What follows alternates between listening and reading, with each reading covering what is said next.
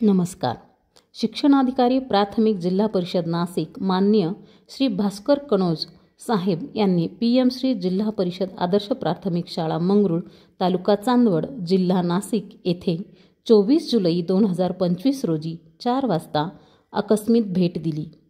भेटीदरम्यान शालेय विद्यार्थी यांनी लेझिम पथकाने शिक्षणाधिकारी महोदयांचे स्वागत केले. शिक्षणाधिकारी महोदयांनी भेटीदरम्यान विविध वृक्षवेलींनी सजलेला स्वच्छ सुंदर शालेय परिसर, आरेखन केलेले विविध क्रीडांगणे, ग्रीन जिममधील साहित्य व त्याची उपयोगिता, बालोद्यान, अभ्यासिका व परसबाग यांची पाहणी केली.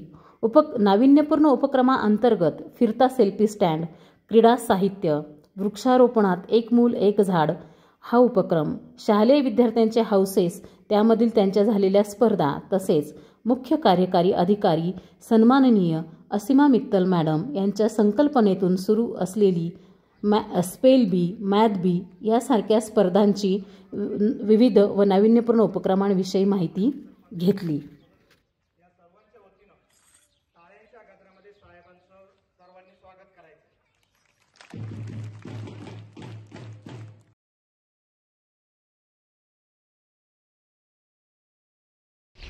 तुमचं स्वागत करतो, कारण तुमच्या शाळेचं नाव हे अनेक वर्षापासून मी ऐकलेलं आहे, परंतु इथं येण्याचा योग आलेला नव्हता.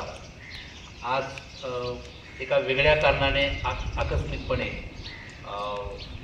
आहेर सरांच्या सोबत तुमच्या शाळेमध्ये येण्याचा योग आला. आणि जसं मी याच्यापूर्वी ऐकलेलं होतं तसं स्वच्छता, नीटनेटकेपणा, तुमचा गणवेश, आणि जेव्हा स्वच्छता, नीटनेटकेपणा आणि टापटीपणा दिसतो तर तिथलं कामसुद्धा त्याच दर्जाचं असतं. वेगवेगळ्या प्रकारचे उपक्रम असतील, वेगवेगळ्या स्पर्धेतलं यश असेल, ही नेहमी मंगरुळ शाळेने दाखवलेलं आहे, विद्यार्थ्यांनी दाखवलेलं आहे. आणि मी नेहमी म्हणतो की जसा शिक्षक असेल तसा वर्ग आणि तशी शाळा असते. तुम्ही सर्व विद्यार्थ्यांनी तुमच्या या भेटीदरम्यान शिक्षणाधिकारी महोदयांनी महाराष्ट्र शासनातर्फे प्राप्त झालेल्या आयडियल सेंटर या ICT लॅबची पाहणी केली.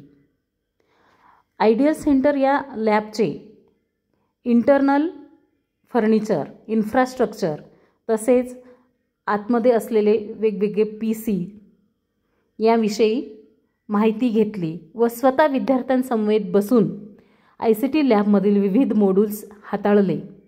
विद्यार्थ्यांनाही त्यात आनंद मिळाला. प्रत्यक्ष संगणक हाताळणी करून या लॅबचा वापर बघून समाधान व्यक्त केले.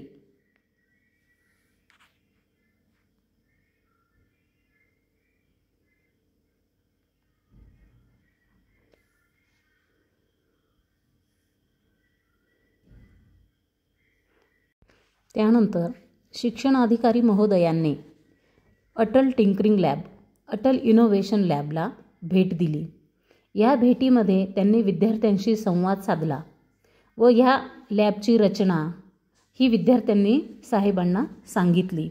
साहेबांनी मुलांशी चर्चा करून या लॅबची हाताळणी कशी करतात, प्रयोग साहित्य वितरित कसे करतात, त्याची देखभाल कशी करतात, तसेच प्रयोग कसे केले जाते, प्रत्येक साहित्याची माहिती विद्यार्थ्यांनी सांगितली व साहेबांनी त्यांनी त्याविषयी मार्गदर्शन केले.